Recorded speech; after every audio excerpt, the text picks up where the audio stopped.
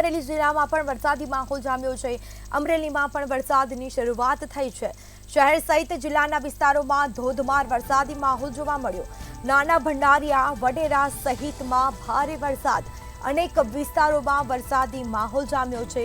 જિલ્લામાં ધીમી ધારે વરસાદ યથાવત જોવા મળ્યો છે। ક્યાંક નદી નાળા છલકાયા છે, તો આ સાથે અમરેલીમાં પણ વરસાદી માહોલ જામ્યો છે। તો મોડી રાતથી વરસાદ વરસી રહ્યો છે અને આજે પણ વહેલી સવારથી જ ધીમી ધારે વરસાદની શરૂઆત થઈ છે। ધીમી ધારે વરસાદ શરૂ થઈ ચૂક્યો છે।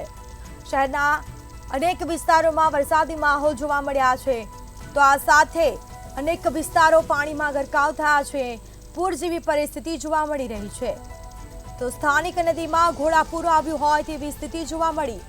વધુ વિગતો સાથે સંવાદદાતા પરેશ પરમાર ફોન લાઈન પર જોડાઈ ગયા છે। જી, અમરેલી જિલ્લામાં ધીમી ધારે વરસાદ શરૂ થયો છે। સ્થાનિક નદીમાં પણ ઘોડાપૂર આવ્યું હોય તેવા દ્રશ્યો જોવા મળી રહ્યા છે। શું પરિસ્થિતિ?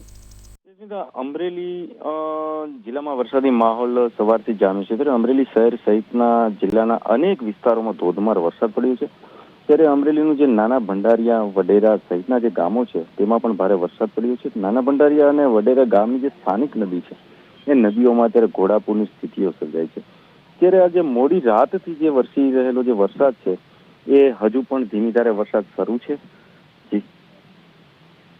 જાણકારી આપવા બદલ આપનો આભાર।